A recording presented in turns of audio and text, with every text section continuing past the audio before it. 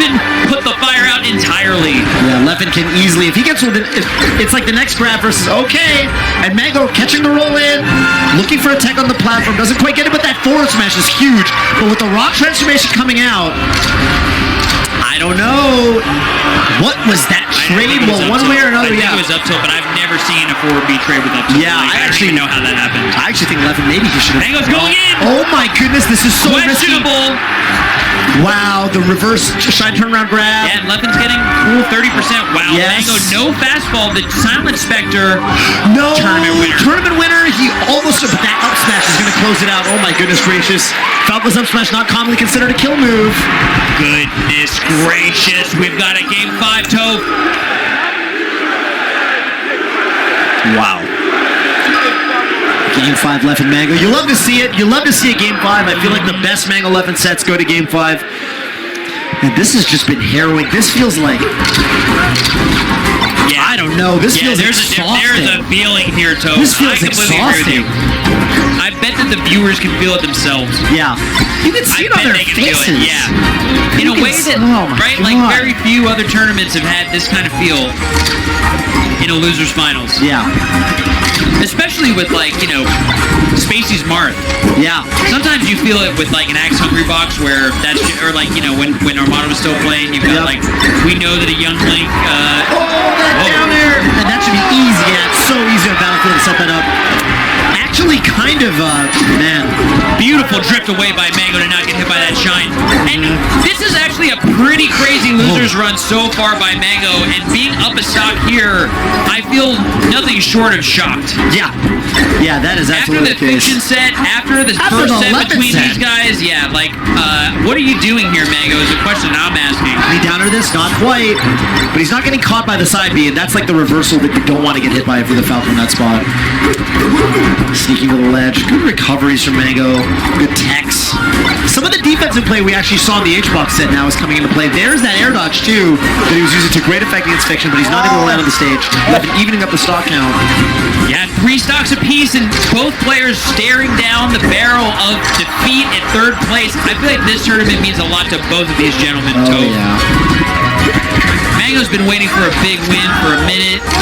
Leffen with his spotty attendance and stuff, wanting to show us what he's got. Oh, trying to react. He ran a little too far to get that reaction on a full jump up air. Mango with the Shrine Launcher into the upper. He's definitely getting KO'd 171. Mango again finding himself off the stock. Leffen. Oh, but Mango's escaped from the corner. They're so smart with the full jump. Holy. Leffen's getting beaten up right now. He's getting dumped. Yeah, left and right. Over and over. Left, right, and center. Mango catching him coming off the top platform. Every little situation that was going in Leffen's favor in the winner's bracket is going in Mango's favor now. That down smash, that felt like a change in the tides, Toph. So many situations in the winner's set where Mango was throwing some pressure on Leffen at the easy shine out of shield, and now the tables have completely turned where Leffen, every time he's trying to shield pressure Mango, he's getting shine out of shield. Leffen with a mountain to climb, Toph. Yeah, see, Mango not having any trouble getting out of the pressure now. When he knows he can't shine a shield, not a big deal. I'll roll. Take a page out of Johnny Kim's book. This could hurt. Oh, this is gonna really hurt. Oh, yeah, he's done. He is out of there. He doesn't need no more of it. Mango is going to advance to grand finals. Toph, what is Mango doing here? 3-2 Nailbiter versus Fiction. 3-2 Nailbiter versus Leffen. Somehow exploding versus Hungrybox and taking him out 3-1 with 3 2-stocks in the set. Who did he go down to in Winterside?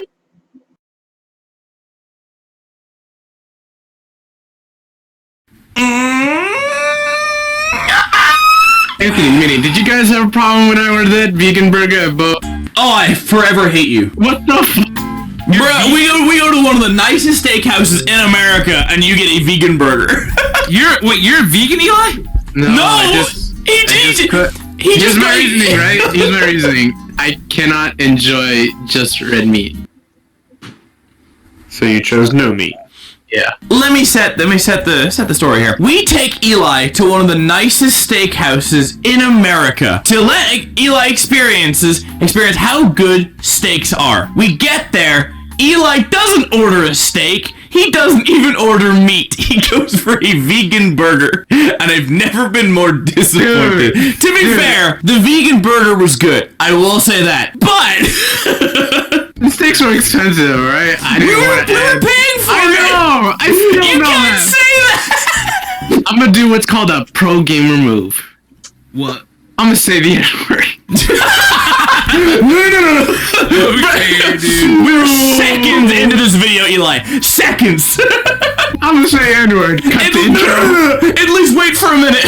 Alright, we're playing another Arathul map. This guy makes dope maps. We're gonna play another dope map, and we're gonna try and make you laugh for views. Please subscribe. Does he make these, or is he making them for a person called Arathul? I've never figured this out. Yo, that's some big bananas. Is it coming out of a monkey's anus like Oh the wait, last this is one? like Willy Wonka. Yo, this is cool, but this is also making me hungry. Yeah, I was about to say this map is not good for me right now, bro. This map looking mighty dying. scrumptious. I'm 14 pots of coffee deep and I'm ready to blow at any moment. Here's an interesting question. Is everything on this course in scale to a golf ball? Or is everything on this course scaled to a human? Because if that's the case, A golf ball is scaled to a human, though.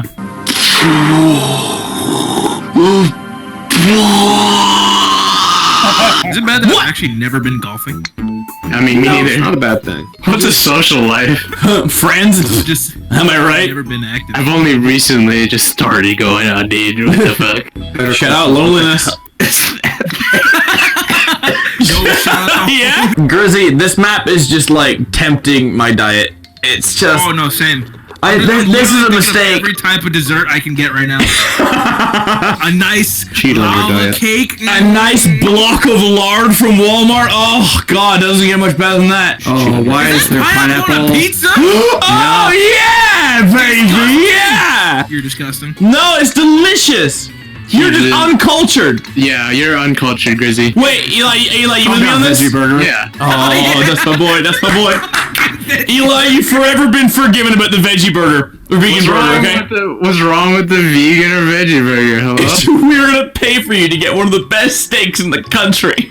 Dude, I'll make it up to you next time, okay? What? No, you just did. You like pineapple and pizza. You my boy. You my boy. Next time you're paying, I will order the steak. But you still paying, right? Oh, wait, Eli, our steaks are down there. Look, it's even cut up for us. Is that an eyeball? No, don't worry about that part. Oh, wait, look down. Oh, no. Oh, no. I'm sorry, bud, but yours is so delicious. Nobody look at leaves an unfinished pizza. You're goddamn right. As a Maybe guy if I who was made a so fat. Chick-fil-A pizza for views yesterday, oh, I can tell you that. I made a Chick-fil-A pizza yesterday, and it was delicious. Who hasn't tried the Popeye's chicken sandwich? Me? I haven't. It ran out, and I'm also on a diet. I made a Chick-fil-A pizza yesterday, but I'm on a diet. Yeah, exactly. It's only 700 calories. Yeah, per fucking slice. The one thing I miss from being on a diet is eating dessert. Like cake. You can still eat cake if you want to diet. But then all I can eat is cake. I'm talking about True. ads. Oh. There you go.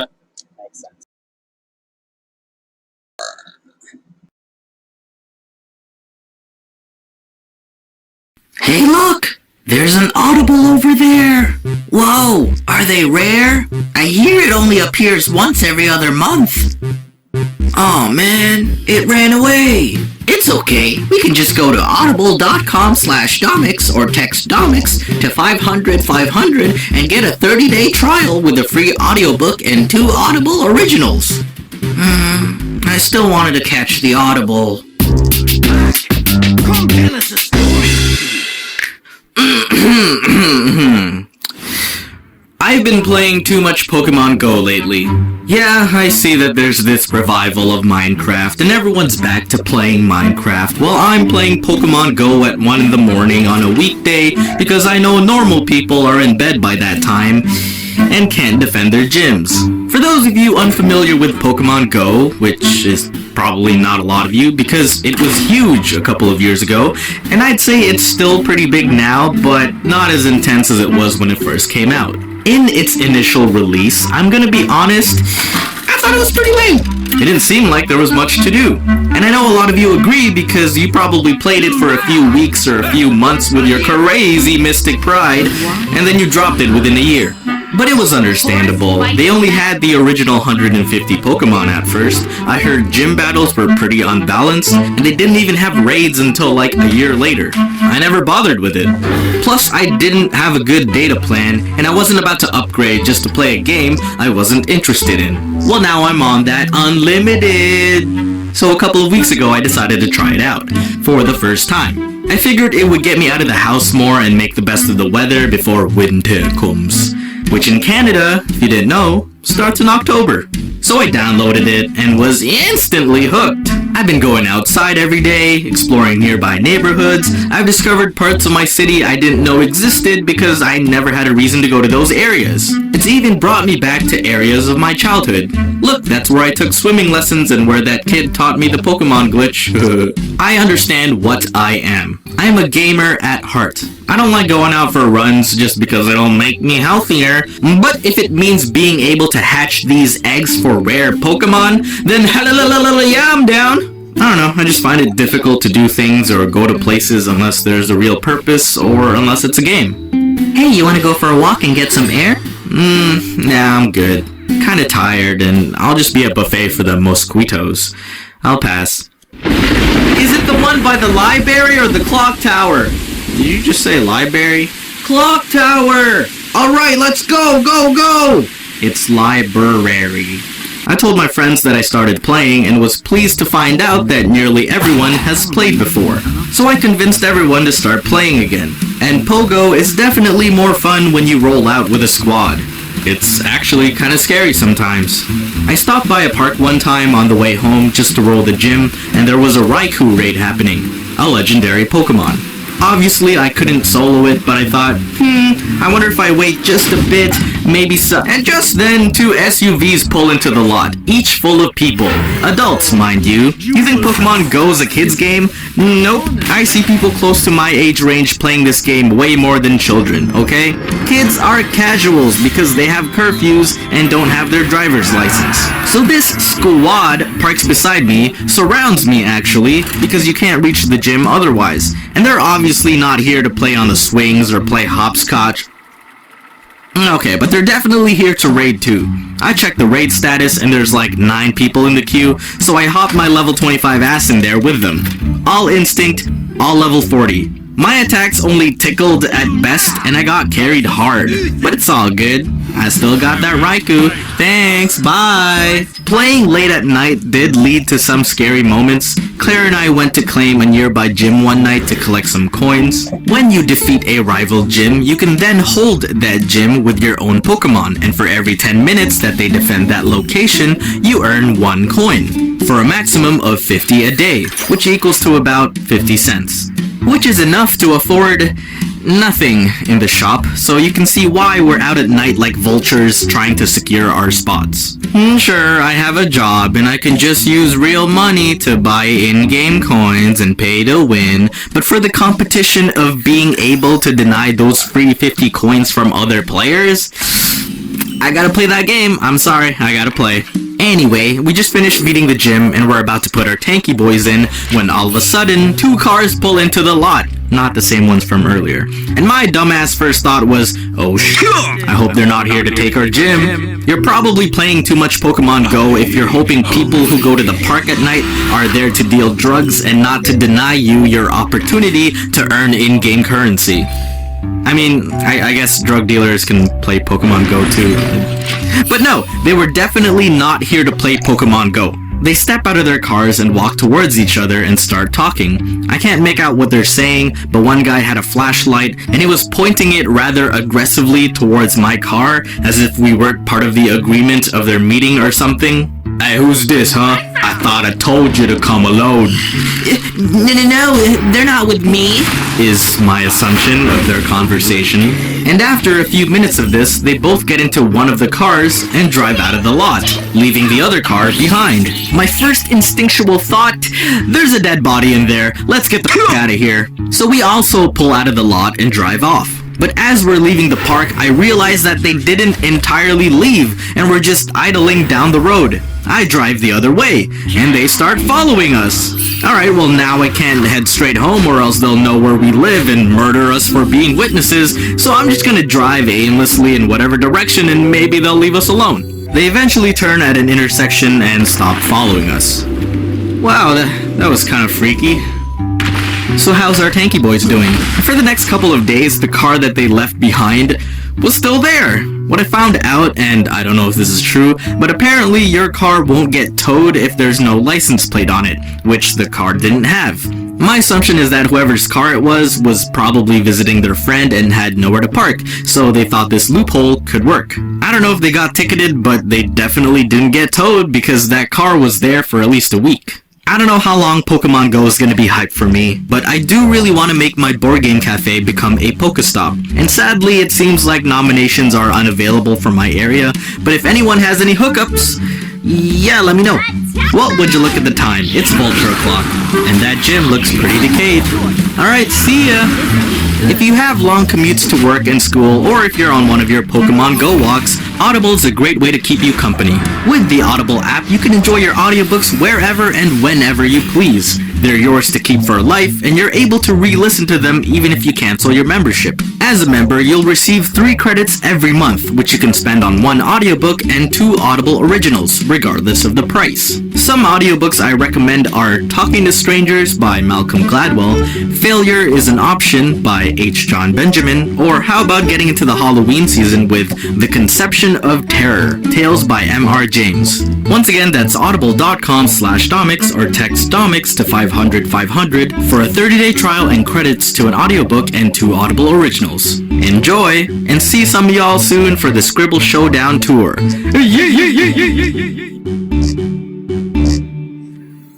The Earth Mother was busy.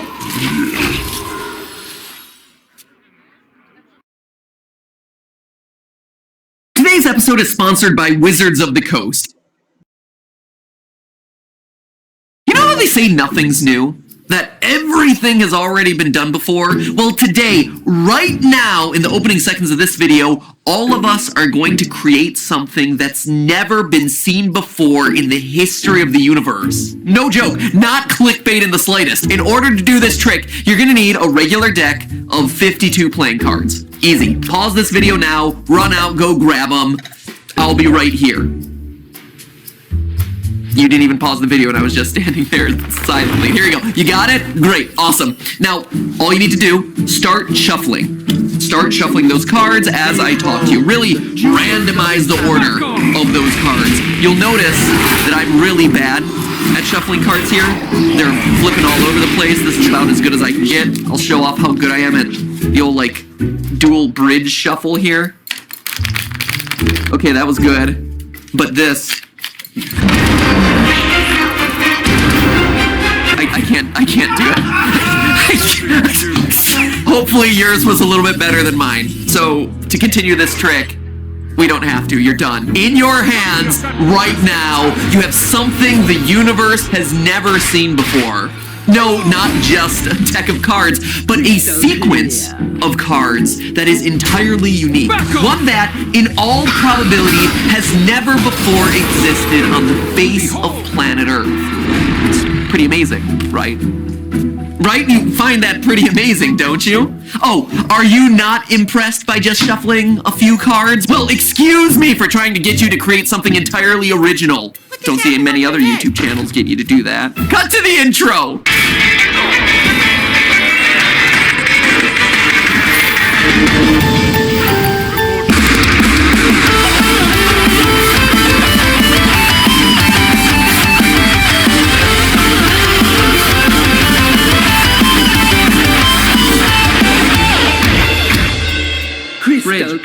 Bridge. Release pressure from the bottom.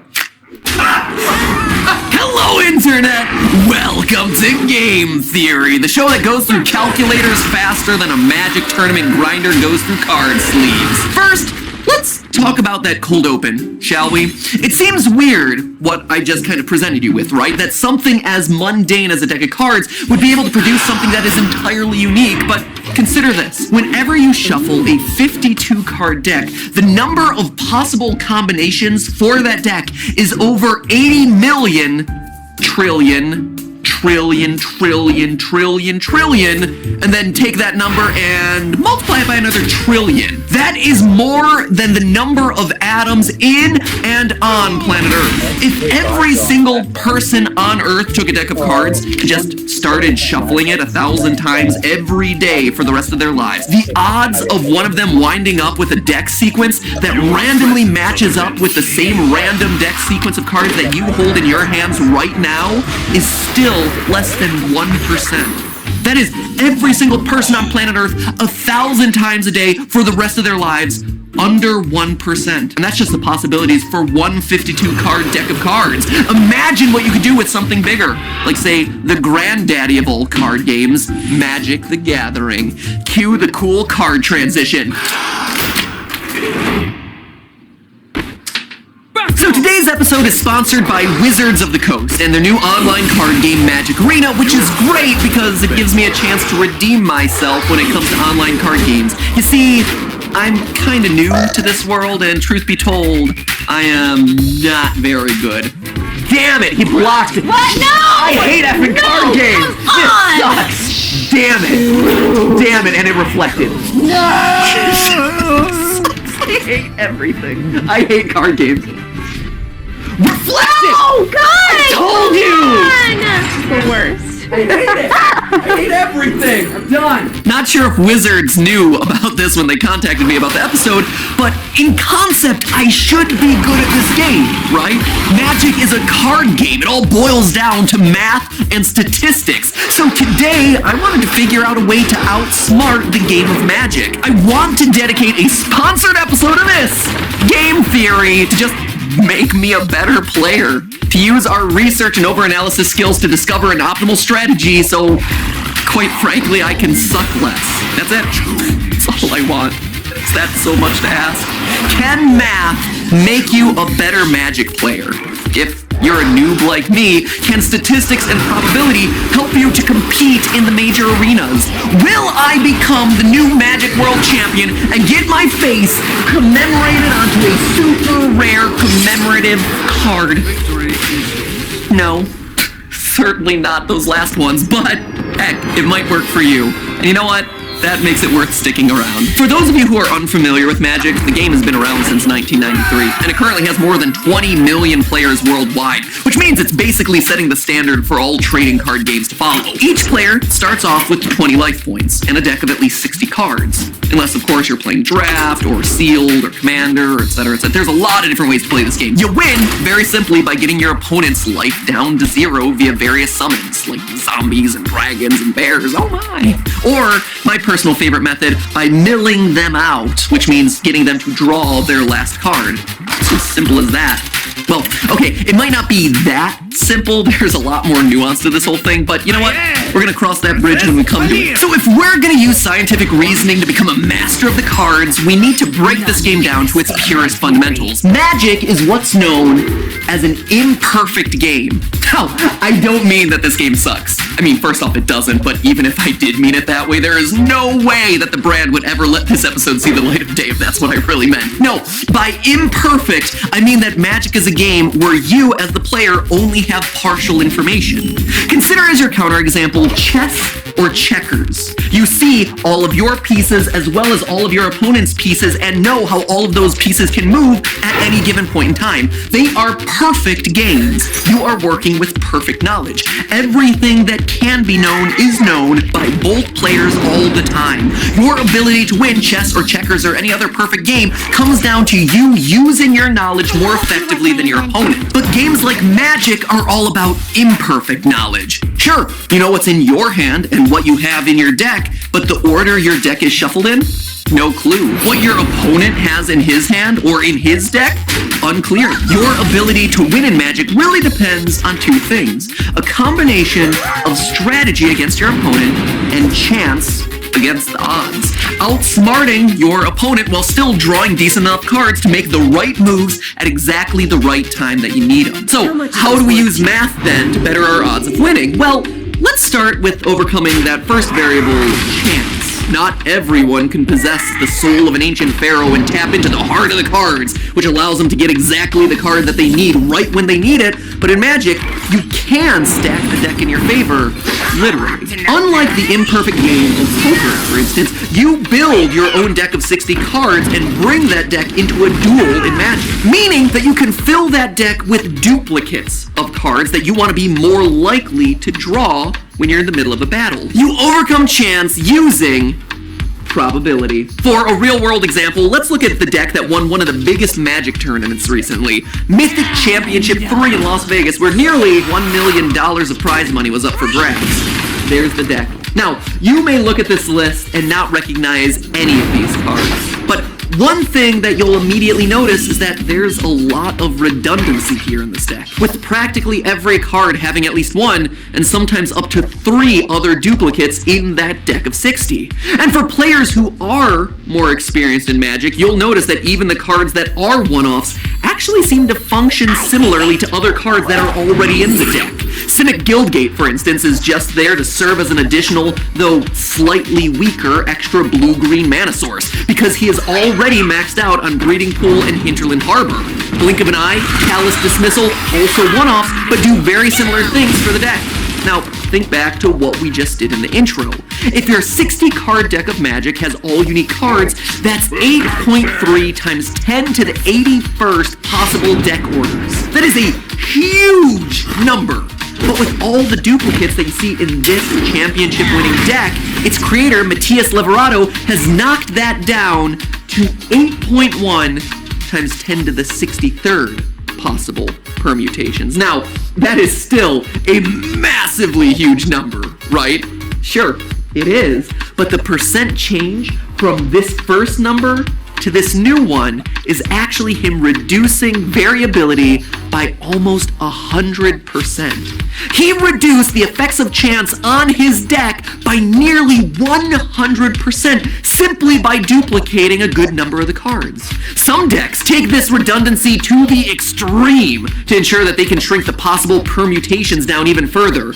Here's looking at you, Burn. But we're still not done conquering chance here. For your opening hand in Magic, you draw 7 cards. Now, as you would expect, your opening moves basically define how the rest of the game is going to play for you. So having that solid first hand is going to be essential. We figured out that the number of possible first hands from this championship-winning deck is 444,247. That's a huge number to be sure, but it is also nowhere close to the 386,206,920, the total number of starter hand possibilities if your deck is all singles. You've taken this amount of chance and you've reduced it down to 0.1% of its original size. You've controlled as best as you reasonably can for one of the game's most difficult elements, chance. So, through the hidden powers of probability, you've started to rein in the randomness inherent in these cards, which means it's time to look at the other half of this game, the strategy element. Outplaying the other player. The game outside of the game, the metagame. Now, this is nothing new, right? It's basic Magic to know that you have your 3 main playstyles, your fast aggressive decks, your slower control the game style decks, and mid-range, and that certain builds have a higher likelihood of beating other builds. The meta match here boils down to you taking your deck, say a blue control, figuring out the chances that it has of defeating another type of deck, like a red aggro deck, and then multiplying it by the odds of you facing that deck type. Rinse and repeat for all deck types to learn your overall win probability, statistically guaranteeing you the highest levels of success. That's the meta, and it's been a huge part of this game for decades, and as such is super well documented by people far more qualified than me. It's always changing, yes, even in stale formats, and even varies by location. Your small F&M store probably has a different meta than the GP that's being hosted a few cities over. But you know what?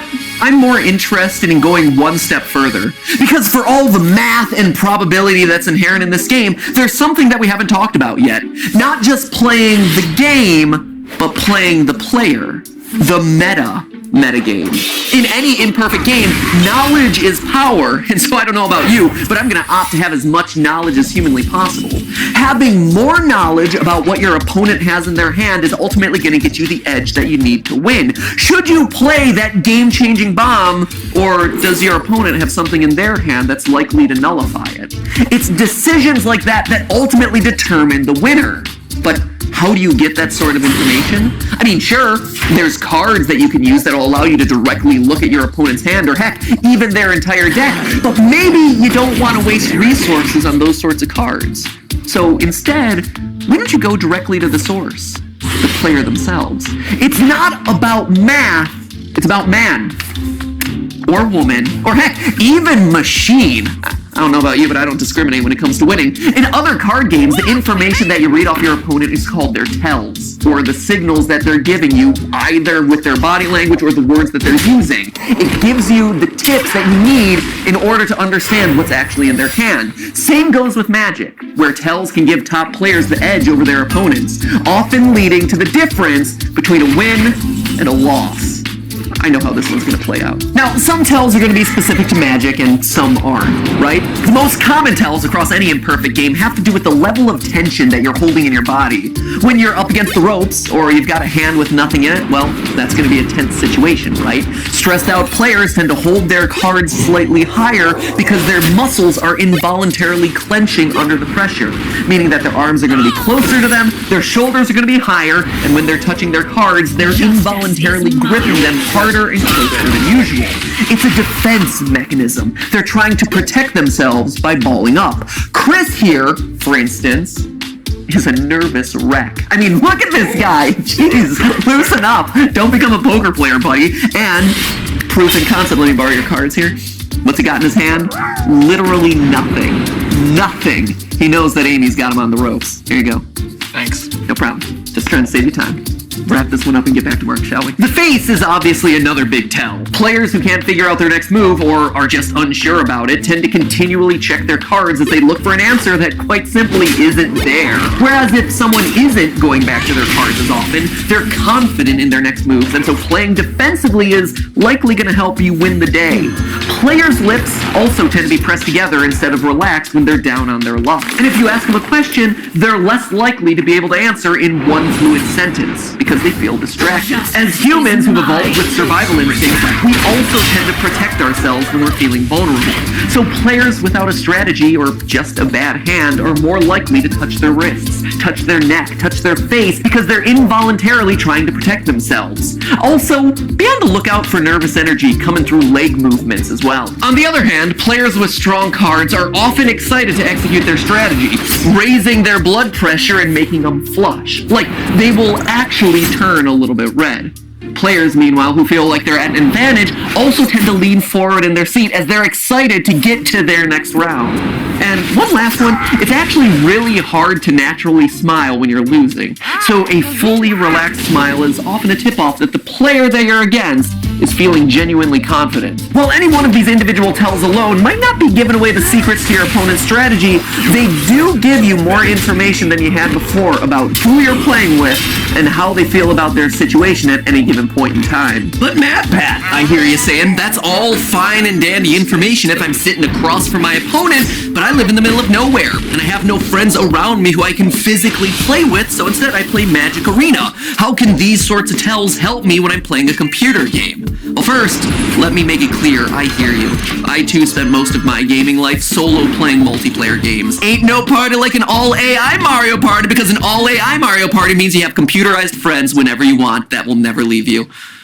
But to answer your question, those tells can't really do much for you. These tells aren't going to be helpful if you're not physically seeing your opponent, but lucky for us, they aren't the only tells that you can look out for. A lot of decisions go into playing a single hand of Magic, and if you're paying attention, you can actually start to see how your opponent reacts in certain situations, which ends up giving you a lot more free information. First and foremost, pay attention to the speed at which your opponent plays. If your opponent is just speeding through their turn playing drop after drop, top, but then suddenly pauses for a long time on their turn before playing nothing, seems like a good chance that they might be holding something in their hand for your next turn. Typically, if people have multiple options, they're gonna take a little bit longer to figure out what their optimal strategy is. Secondly, pay attention to the lands that they're tapping, or actively not tapping. If your opponent consistently leaves the same 3 lands untapped, 1 island and 2 randoms, they're probably telegraphing a certain card, or just bluffing about it. But either way, it's something to take note of. And speaking of lands, veterans will often hold lands in their hand if they're not needed as a resource on the battlefield. This is to conceal how many options they actually have available to them. If a player only has 2 cards in their hand, they're less likely to have answers to your cards than if they're sitting there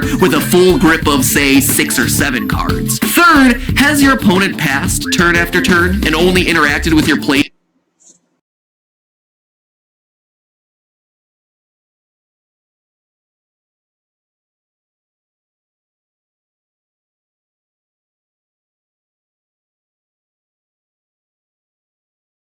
What's up? This is your boy, The Odd Ones Out, back again with another crazy video, and I brought a special guest with me.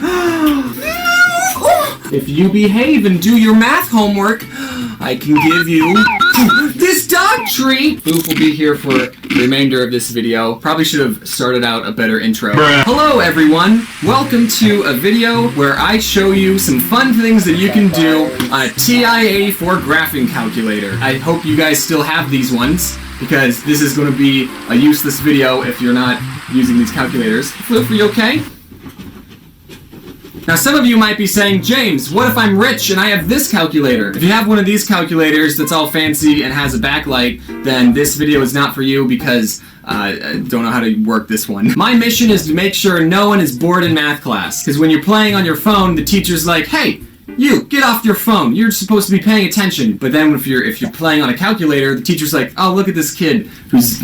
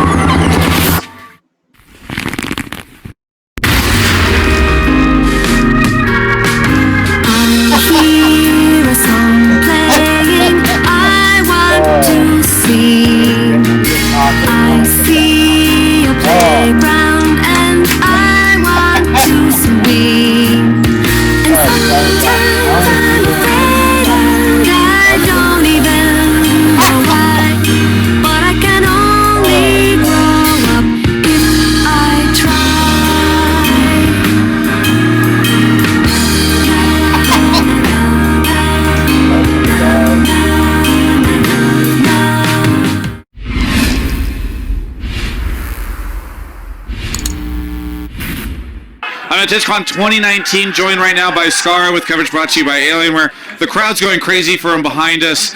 Skara, you yesterday competed in the Twitch Rivals. You got top 4 in TFT. Yes. What was that experience like for you?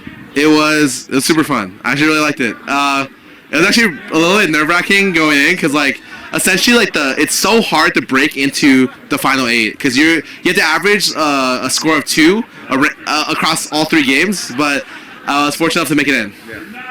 What was interesting was the group that you were in also had like Toast and Hafu and Dog Dog. It's just like all these big name streamers. What was it like having to face off against all those folks in this like high profile match? Honestly, it's just funny. Like literally, I talked to Dog and Hafu the night before because we were like doing stuff. Hey Kibler, what's up? so Brian Kibler also was there. Yeah, so we were talking about like strategies, and like Dog was straight up just like, if I get the final lobby, I'm going Gunslingers. I don't care. I'm hyper rolling Gunslingers every fucking time. I'm like, are you serious? And I'm like, oh god. So like it was just funny because like a lot of technical stuff ended up happening. Like essentially like one of the people who in the third place, Soju, ended up getting like these like not connecting to the game. Every time I had a good opener, he would just disconnect. Right. So like, it was like a running joke in my chat that like he's fucking with me on purpose.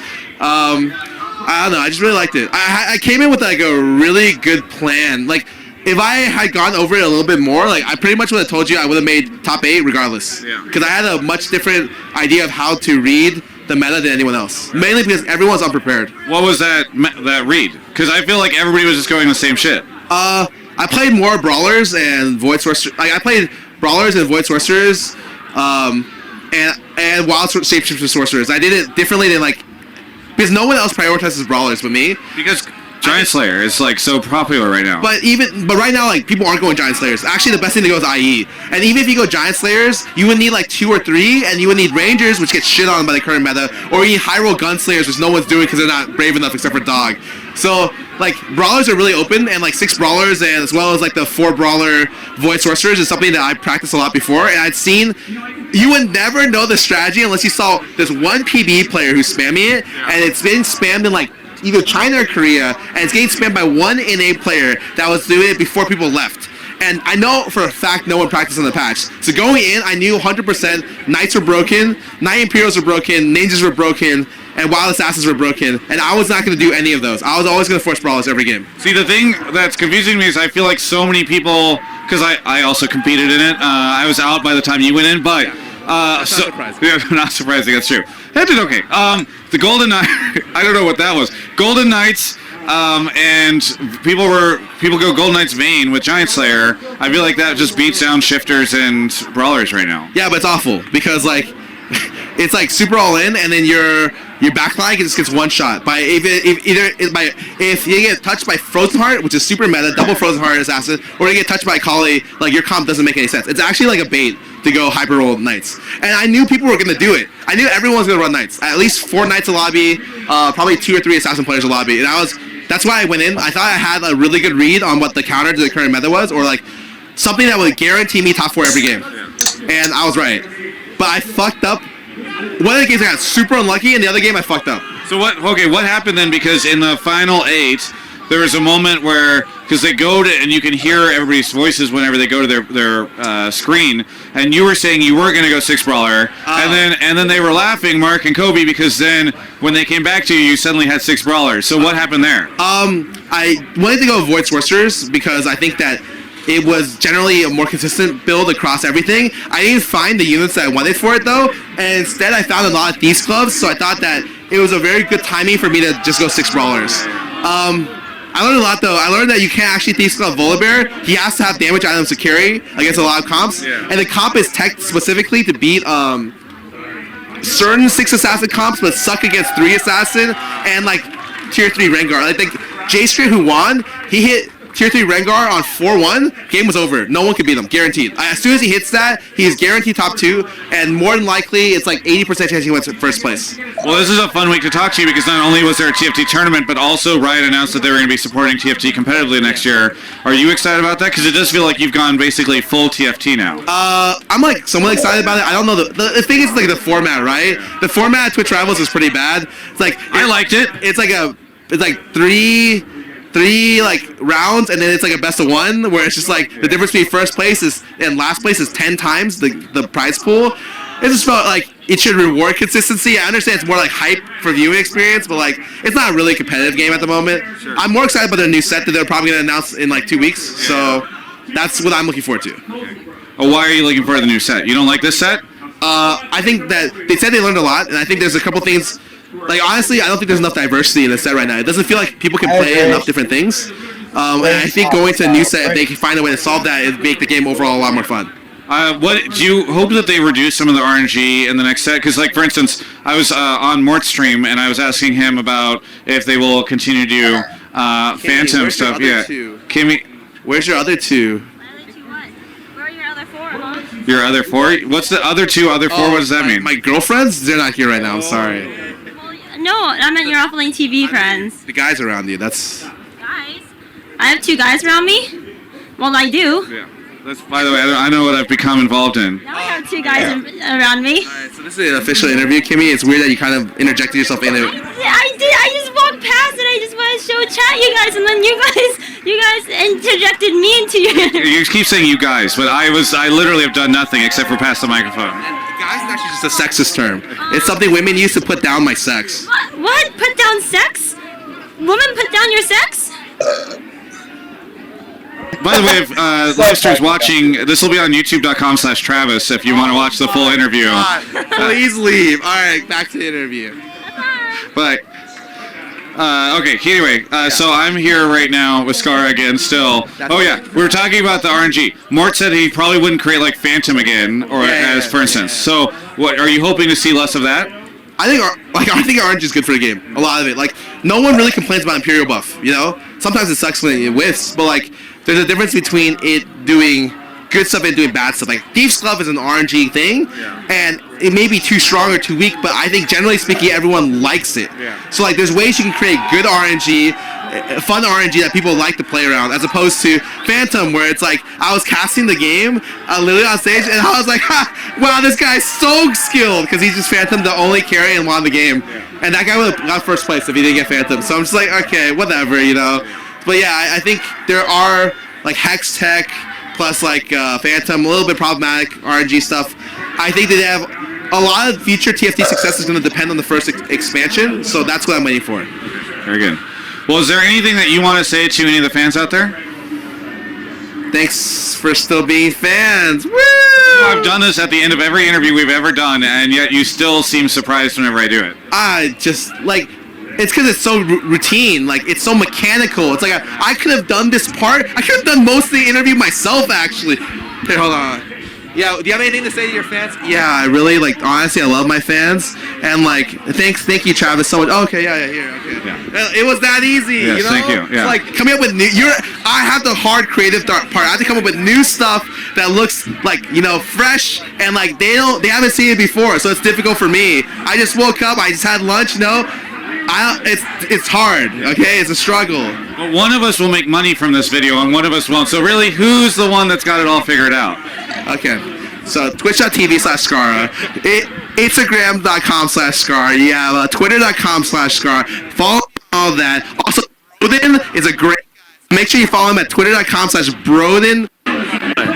Okay, great. Hire him here. The link will be hire him right here. My socials will be right here, okay? And we'll have like I don't know, like Avali's socials will be right here. Honestly, great fucking host. There's just no room. There's no room for Gafford anymore. It's actually my video now. You can check out the rest of my coverage of all things esports right here on my YouTube channel. Hello everyone, and thank you for watching another one of my videos. I'm at the Alienware Outpost at TwitchCon 2019, and behind me, some of their new lunar light peripherals that are now available on alienware.com/Travis. Check out.